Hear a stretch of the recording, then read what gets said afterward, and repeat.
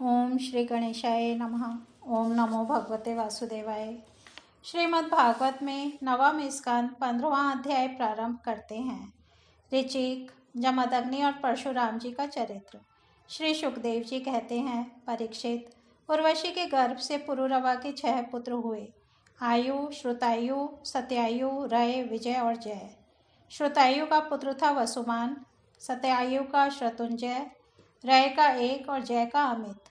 विजय का भीम, भीम का कांचन, कांचन का होत्र और होत्र का पुत्र था जहनु। ये जहनु वही थे जो गंगा जी को अपनी अंजलि में लेकर पी गए थे। जहनु का पुत्र था पुरु, पुरु का बलाक और बलाक का अजक, अजक का कुश था। कुश के 4 पुत्र थे, कुशाम्बु, तनय, वसु और कुशनाभ। इनमें से कुशाम्बु के पुत्र गाधी हुए। परीक्षित, गाधी की कन्या का नाम था सत्यवती। ऋचिक ऋषि ने गाधी से उनकी कन्या मांगी।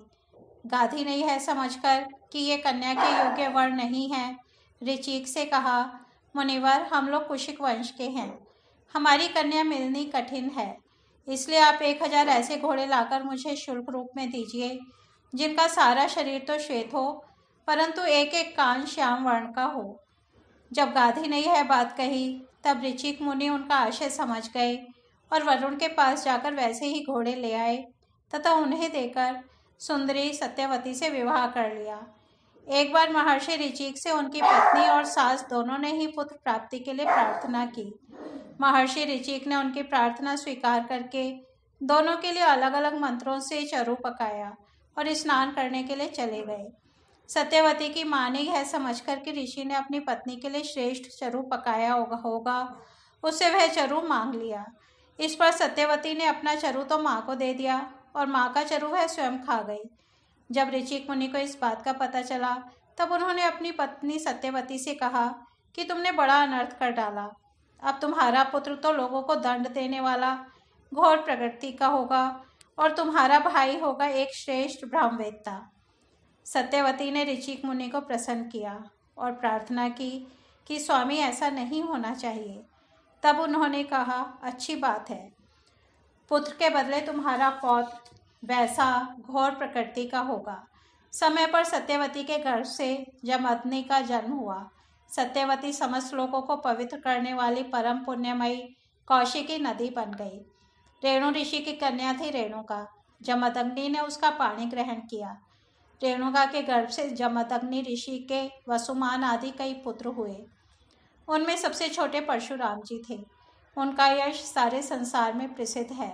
कहते हैं कि हैहय वंश का अंत करने के लिए स्वयं भगवान ने ही परशुराम के रूप में अंश अवतार ग्रहण किया था। उन्होंने इस पृथ्वी को 21 बार क्षत्रियहीन कर दिया। यद्यपि क्षत्रियों ने उनका थोड़ा सा ही अपराध किया था, फिर भी वे लोग बड़े दुष्ट, ब्राह्मणों के अभक्त, रजोगुणी और विशेष करके तमोगुणी हो रहे थे। यही कारण था कि वे पृथ्वी के भार हो गए थे और इसी के फलस्वरूप भगवान परशुराम ने उनका नाश करके पृथ्वी का भार उतार दिया। राजा परीक्षित ने पूछा, भगवान, अवश्य ही उस समय के क्षत्रिय विषय लोलुप हो गए थे, परंतु उन्होंने परशुराम जी को ऐसा कौन सा अपराध कर दिया जिसके कारण उन्होंने बार बार क्षत्रियों के वंश का संहार किया। श्री सुखदेव जी कहने लगे, परीक्षित, उन दिनों हैहय वंश का अधिपति था अर्जुन। वह एक श्रेष्ठ क्षत्रिय था। उसने अनेकों प्रकार की सेवा शुश्रूषा करके भगवान नारायण के अंश अवतार दत्तात्रेय जी को प्रसन्न कर लिया और उनसे 1000 भुजाएं तथा कोई भी शत्रु युद्ध में पराजित न कर सके, यह वरदान प्राप्त कर लिया। साथ ही इंद्रियों का अबाध बल, अतुल संपत्ति, तेजस्विता, वीरता, कीर्ति और शारीरिक बल भी उसने उनकी कृपा से प्राप्त कर लिए थे। वह योगेश्वर हो गया था। उसमें ऐसा ऐश्वर्य था कि वह सूक्ष्म से सूक्ष्म, स्थूल से स्थूल रूप धारण कर लेता। सभी सिद्धियां उसे प्राप्त थी। वह संसार में वायु की तरह सब जगह बेरोक टोक विचरा करता। एक बार गले में वैजयंती माला पहने सहस्त्रबाहु अर्जुन बहुत सी सुंदरी स्त्रियों के साथ नर्मदा नदी में जल विहार कर रहा था। उस समय मदोन्मत्त सहस्त्रबाहु ने अपनी बाहों से नदी का प्रवाह रोक दिया। दशमुख रावण का शिविर भी वहीं कहीं पास में ही था। नदी की धारा उल्टी बहने लगी, जिससे उसका शिविर डूबने लगा।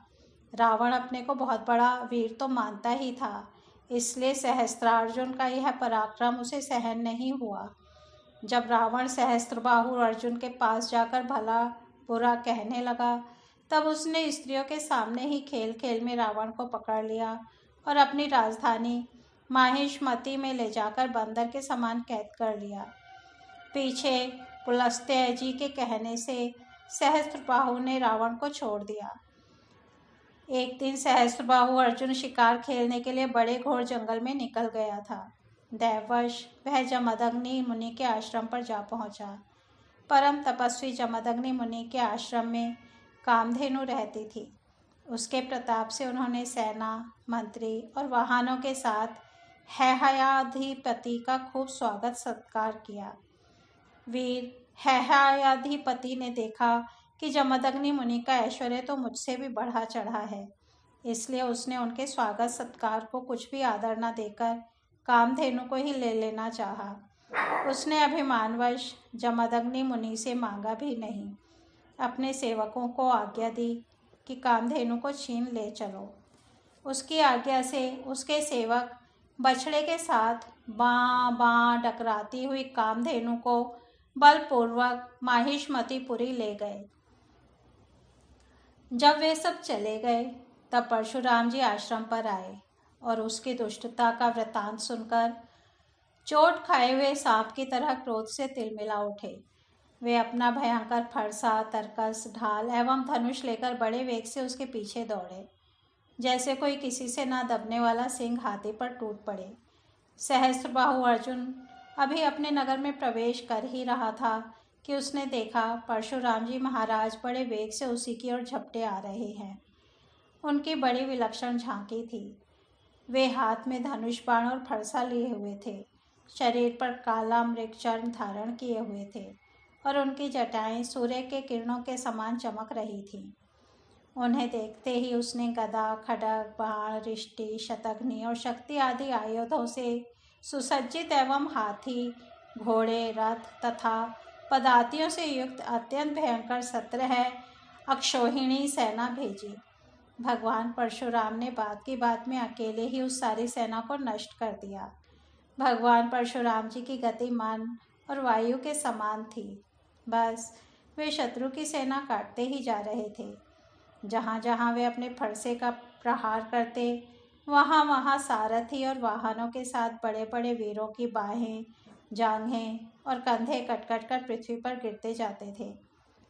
हैहयाधिपति अर्जुन ने देखा कि मेरी सेना के सैनिक, उनके धनुष, ध्वजाएं और ढाल भगवान परशुराम के फरसे और बाणों से कट कर खून से लथपथ रणभूमि में गिर गए हैं। तब उसे बड़ा क्रोध आया और वह स्वयं भिड़ने के लिए आ धमका। उसने एक साथ ही अपनी 1000 भुजाओं से 500 धनुषों पर बाण चढ़ाए और परशुराम जी पर छोड़े, परंतु परशुराम जी तो समस्त शस्त्रधारियों के शिरोमणि ठहरे। उन्होंने अपने एक धनुष पर छोड़े हुए बाणों से ही एक साथ सबको काट डाला। अब हैहयाधिपति अपने हाथों से पहाड़ और पेड़ उखाड़कर बड़े वेग से युद्ध भूमि में परशुराम जी की ओर झपटा, परंतु परशुराम जी ने अपनी तीखी धार वाले फरसे से बड़ी फुर्ती के साथ उसकी सांपों के समान भुजाओं को काट डाला। जब उसकी बाहें कट गईं, तब उन्होंने पहाड़ की चोटी की तरह उसका ऊंचा सिर धड़ से अलग कर दिया। पिता के मर जाने पर उसके 10,000 लड़के डरकर भाग गए।